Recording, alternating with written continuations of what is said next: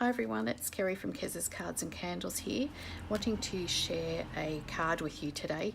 I've used retired DSP on this one, which was Cake Soiree, but a Sweet Soiree, but I'll be using Nature's Poem on the one that I'm going to make for you today.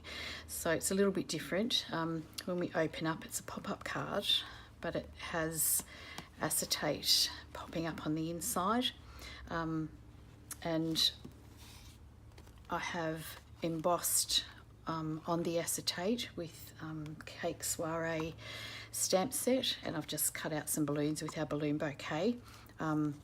The sentiment has been cut out with our Label Me Pretty Label punch, and with this one the card can either lie flat and the pop-up will stay popped up because it's quite solid in there, or it can stand up so that the pop-up can stay up permanently, which looks really different as a card. I think I love it.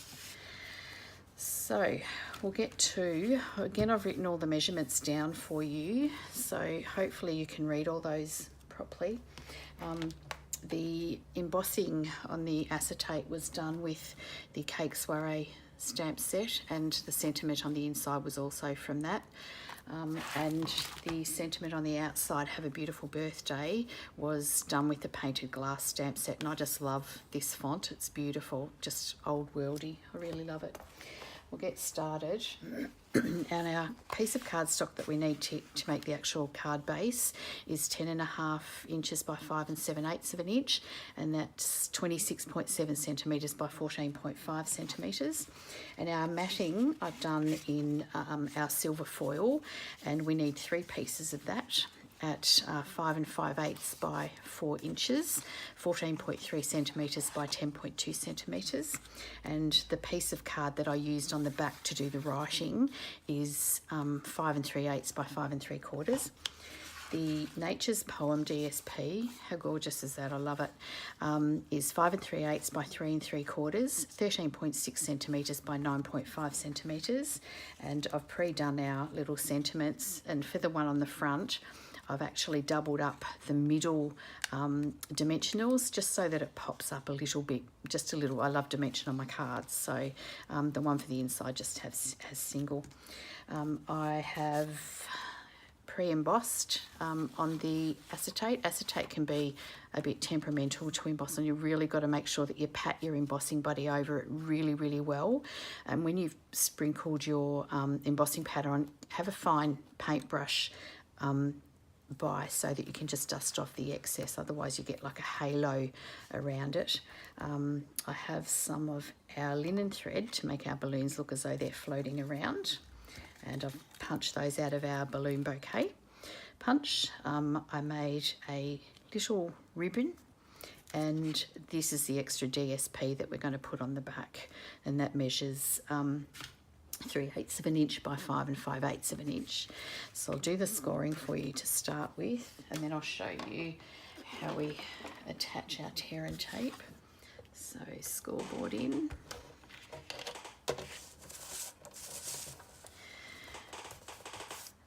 Okay, and we're going to score at, first score is 4 1/4, 4 3/4, 5 1/4, 5 3/4, and 6 1/4. Okay, scoring done.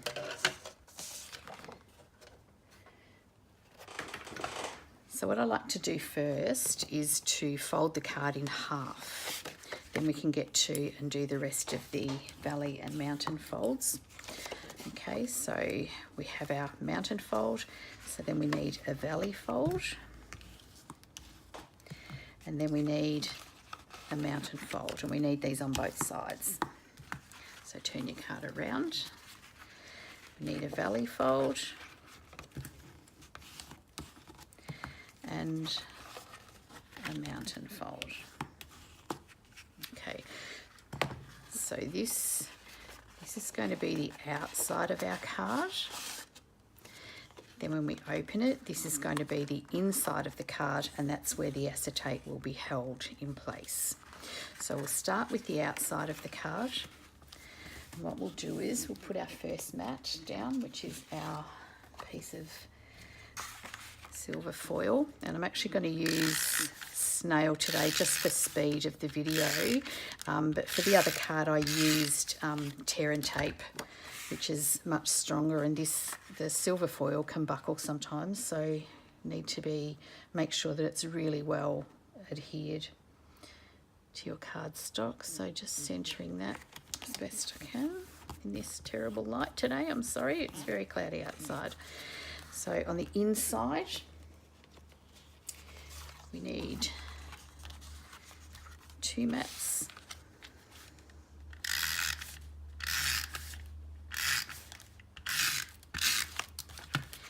And this is just identifying which side of our card is which, because with that scoring, if you're anything like I am, you can get confused which side of the card that was supposed to be.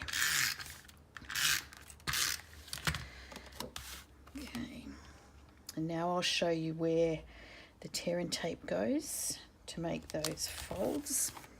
Okay, so for the inside piece, our tear and tape needs to go along in the very middle, needs to go along that second score line. So we have 1 score line, 2nd score line,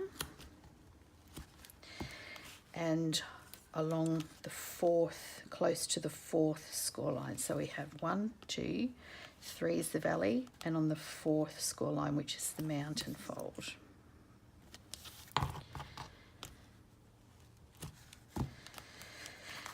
Turning over, we need to put along the 1st score line, close to, not on, I'm saying on the score line, and it actually is not, it's close to the score line. So don't listen to me. And then on the last score, goes down close to the score line again. Okay, so we'll put the rest of our mats on now that we've identified the front and the back of our card. So the front, I'm going to put our first. It's so soft, this Nature's Poem, and just the name of it, it's just a soft, lovely name. The papers are beautiful. They've done well this time Stampin' Up, I think. Okay, so there's the first mat and the other 2 inside mats.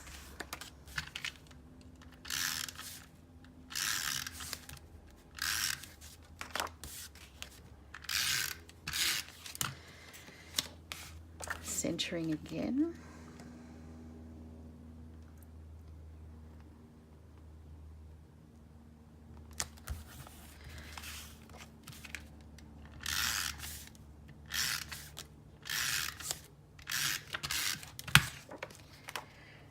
And that's our second inside mat.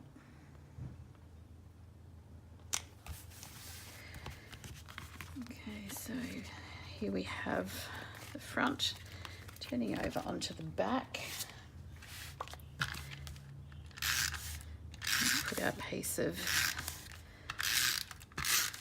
oops, don't you love snail when it plays up? And this is the piece where you can do your own writing. All right, so what we're going to do now is we're going to set up the card so that it actually looks like a card. So we'll take our backing off.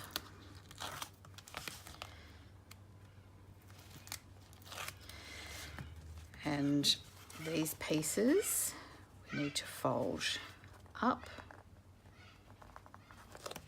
and up. Just get your bone folder and give it a good squish. And there you have your card so that it stands up, and on the inside you still have our piece ready for our acetate. So the acetate is going to sit in the middle, off with our backing.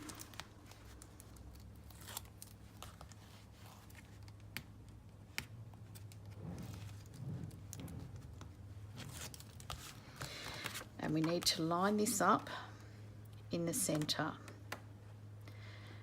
And we'll stick one side first. So make sure it's edge to edge and right on that score line in the middle.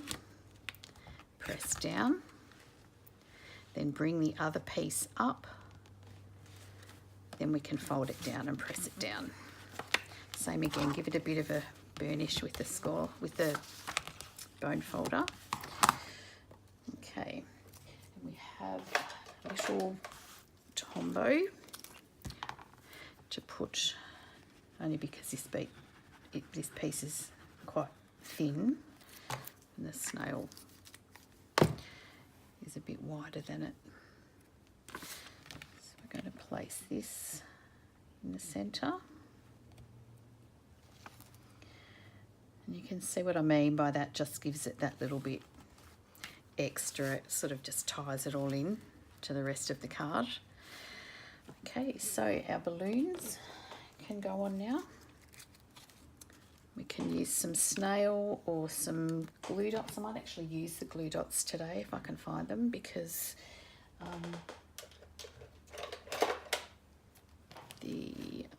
they are.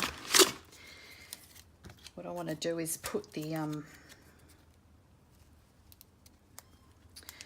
string on the back attached to the glue dot. So 2 glue dots, piece of linen thread, and just pop your balloon on there. Same with the smaller one. You can actually do this card with flowers or cut out your beautiful you girl. She would look gorgeous dancing in the middle of that card. That's fussy cutting though, and fussy cutting is not my friend. However, I do it sometimes because I love that card, and because I love dimensions so much on my cards, I do use them. I do it a fair bit. We need to just slice the strings off a little bit. And we have 1 more balloon, 2 more glue dots. Oops. I find with the glue dots, if they don't stick first time, give it a bit of a twist and it will come off fine.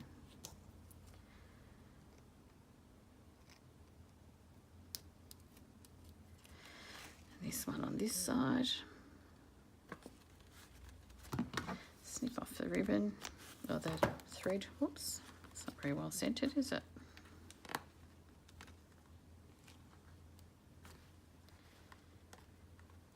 There we go. There we go. Now we'll pop on our sentiment in the middle.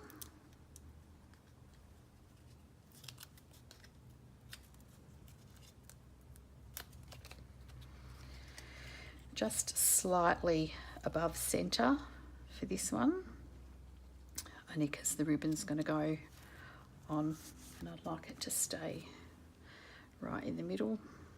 A couple of glue dots for the ribbon.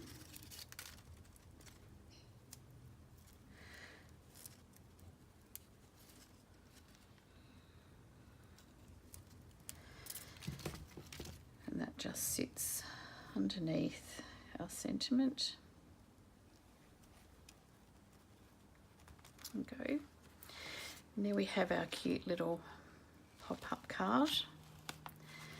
Turning it over to the front.